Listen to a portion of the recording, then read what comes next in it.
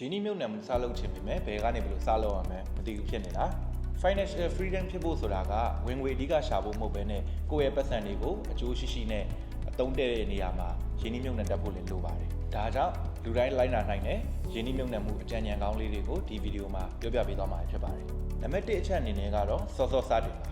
စောစောရင်းနှီးမြှုပ်နှံမှုလုပ်လေလေသင်အရင်ကြီးထွားလာဖို့အချိန်ပိုရလိမ့်မယ်ဖြစ်ပါတယ်သင်ဒီနေ့ဒေါ်လာ100ရင်းနှီးမြှုပ်နှံထားတဲ့တန်ဖိုးကအနာဂတ်မှာဆိုရင်ဒေါ်လာ1000ထက်ပိုများတဲ့အမောင့်တစ်ခုဖြစ်လာနိုင်ပါတယ်ဒါပေမဲ့ consistent ရှိဖို့လိုပါတယ် compound interest ကသင်ရဲ့ငွေတွေကိုသင်အတွက်ပြန်ပြီးတော့အလုပ်စီပါတယ်အဲဒါကြောင့်မစတင်ရသေးဘူးဆိုရင်စောင့်နေပါနဲ့ရင်းနှီးမြှုပ်နှံဖို့အကောင်းဆုံးအချိန်ကအခုပါပဲနံပါတ်2ချက်သင်ငွေအားလုံးကိုတနေရာထဲမှာစုပြီးတော့မထည့်ထားပါနဲ့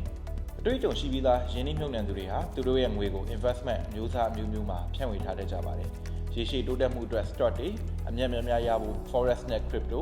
တည်ငြိမ်မှုနဲ့လုံခြုံမှုအတွက်ရွှေဒီလိုမျိုးသင်ငွေတွေကိုဖြန့်ကျက်ထားတာက risk ကိုလျော့နည်းစေပြီးတော့အောင်မြင်မှုရဖို့အခွင့်အလမ်းများစေပါတယ်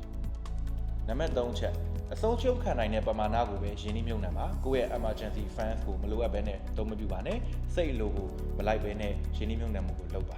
ရင်းနှီးမြှုပ်နှံမှု budget တစ်ခုသတ်မှတ်ပါပြီးသွားပြီဆိုရင်ငွေကိုအမြန်ရဖို့မကြိုးစားပါနဲ့ရေရှည်အကျိုးမြတ်ရဖို့အတွက်ကိုပဲအဓိကအာရုံစိုက်ပါ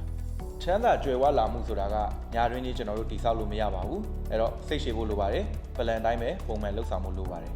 မှန်ကန်တဲ့နီးလန်းနဲ့ရင်းနှီးမြှုပ်နှံမှုစတင်ခြင်းနဲ့ဆိုရင်တော့ကျွန်တော်တို့ Solid Ash မှာတဦးချင်းတိုင်ပင်ဆွေးနွေးပေးနေပါတယ်အဲ့တော့ကျွန်တော်တို့ ਨੇ တဦးချင်းတိုင်ပင်ဆွေးနွေးခြင်းနဲ့ဆိုရင်တော့ registration form လေးရယူဖို့အတွက် comment မှာ yes လို့မှန်သွားခဲ့လို့ရပါတယ်